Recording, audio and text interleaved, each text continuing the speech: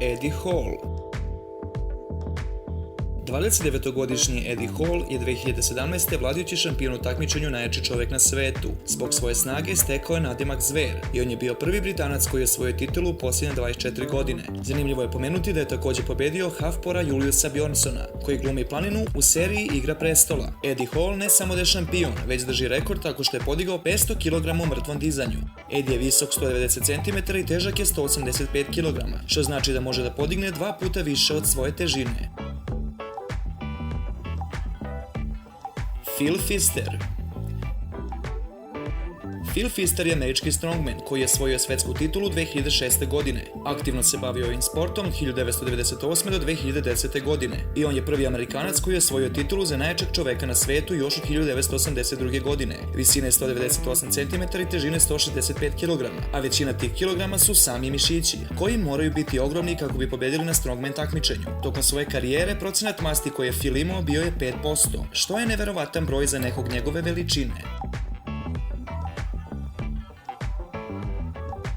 Vasil Virastug. U Ukrajini Vasila gledaju kao svog heroja i najjačeg čoveka u državi, ako ne i na svetu. Vasil se takmičio za titulu najjačeg čoveka na svetu 2003. godine i tada je osvojio 3. mesto.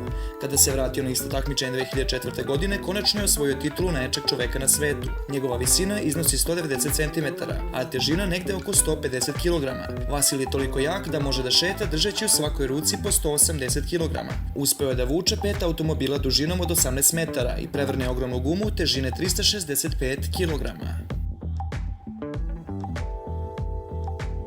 Hafpor Julius Bjornsson. Kao što smo pomenuli ranije, verovatno ste upoznati s ovim čovekom koji glumi u seriji Igra prestola pod imenom Planina. Pored glume i modelinga, Hafpor je također profesionalni strongman i to veoma uspešan. Rođen je na Islandu 1988. godine, a počeo je sa strongman treninzima 2008. Od tada Hafpor je učestvovao na nekoliko strongman takmičenja, u kojim do sada nijednom nije osvojio prvo mesto, već je bio 3 puta na drugom i 3 puta na trećem, što je također ogroman uspeh. Kada se takmičio za najjačeg vikinga na svetu 2015. godine, Bjornsson je uspeo da ponese balvan težine 650 kg i to na razdaljinu od 9 metara, čime je oborio svetski rekord. Brian Shaw. Brian Shaw je do sada osvojio titulu za najjačeg čoveka na svetu čak 4 puta i još uvek se takmiči. Osvojio je titulu prvi put 2011. godine, zatim 2013., 2015. i 2016. godine. Jednom je osvojio drugo mesto, a 3 puta treće. Brian je nekada bio košarkaš, ali prilikom treninga je shvatio da više voli dizanje tegova i tako je počela njegova karijera strongmana. 2006. godine počeo je profesionalno da se bavi ovim sportom i od tada ređa samo uspeh za uspehom. Zydrunas Savikas. Zydrunas dolazi iz Litvanije i pobedio na takmičenju za najjačeg čoveka na svetu 4 puta, 2009., 2010., 2012. i 2014. Savikas je dospeo u ovaj sport nakon što je prvi put gledao strongman takmičenje 1989. godine. 3 godine kasnije takmičio se za najjačeg čoveka u Litvaniji i tada pobedio neki od poznatijih strongmana. Zydrunas je rođen 1975. godine i treba imati u vidu da je tada još bio tinejdžer. Počeo je sa powerliftingom kada je imao samo 16 godina, a na svom drugom takmičenju je borio sve državne rekorde. Mariusz Pudzianowski. Za Mariusa se smatra da je jedan od najvećih strongman takmičara svih vremena, jer je osvojio titulu 5 puta do sada, što je više od bilo kog drugog u istoriji strongman takmičenja.